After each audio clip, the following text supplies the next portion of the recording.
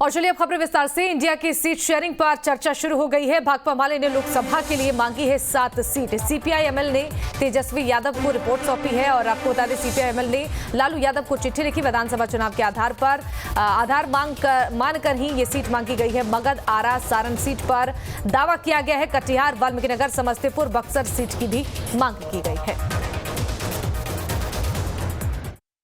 जहां तक पता चला कि जनता दल यू बिहार में महागठबंधन में बाद में शामिल हुआ, तो शायद महागठबंधन जो पुराना था उसके स्तर पर भी बात होगी और फिर जनता दल यू से भी बात होगी।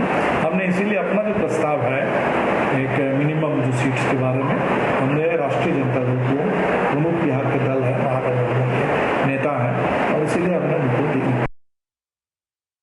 और 2020 का जो चुनाव परिणाम था उसमें जो बिहार ने देखा कि दक्षिण बिहार मगध में, शाहाबाद में और उत्तर में सारण के इलाके में सबसे बढ़िया प्रदर्शन रहा और सबसे जबरदस्त वहाँ चोट मिली एनडीए को।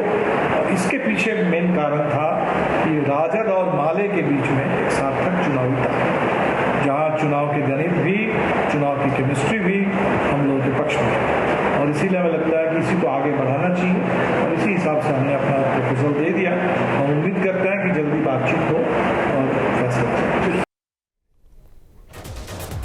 ज्यादा जानकारी देंगे हमारे साथ संवाददाता उत्कर्ष कुमार फोन लाइन पर जुड़ चुके हैं। उत्कर्ष, देखिए इंडिया में सीट शेयरिंग को लेकर अब चर्चा शुरू हो चुकी है।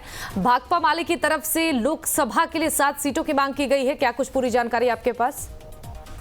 बिल्कुल शिवानी, देखिए लगातार जिस तरीके से तीसरी बैठक मुंबई में हुई है इंडिया गठबंधन की, सीट शेयरिंग का मामला सामने आ रहा है और ऐसे में अब तमाम राज्यों में सीट शेयरिंग को लेकर बातें सामने आई है। और ऐसे में पटना में दीपांकर भट्टाचार्य ने यानी कि भाकपा माले के महासचिव ने ये साफ कह दिया है कि हमें सीट जो है वो सारण का, कई ऐसे सीट जैसे शाहाबाद है, मगध है, सारण जैसी सीटों पर दावा किया और वहीं करीब 7 सीटों की सूची जो है वो तेजस्वी यादव को भी सौंप दी है। साथ ही साथ दीपांकर भट्टाचार्य ने ये साफ कहा है कि जब महागठबंधन का हिस्सा जो है वो बाद में जनता दल यूनाइटेड बना है तो तमाम चीजें अगर बड़ी पार्टी के तौर पर माना जाए तो राष्ट्रीय जनता दल है। इस वजह से जो सीट को लेकर बातें सामने आई है वो तमाम जानकारी हमने तेजस्वी यादव को दी है। जनता दल यूनाइटेड बाद में आया है, इसलिए 2020 के आधार पर जो सीट शेयरिंग है वो होना चाहिए। शिवानी, बिल्कुल ठीक है उत्कर्ष, आपका शुक्रिया तमाम जानकारी के लिए।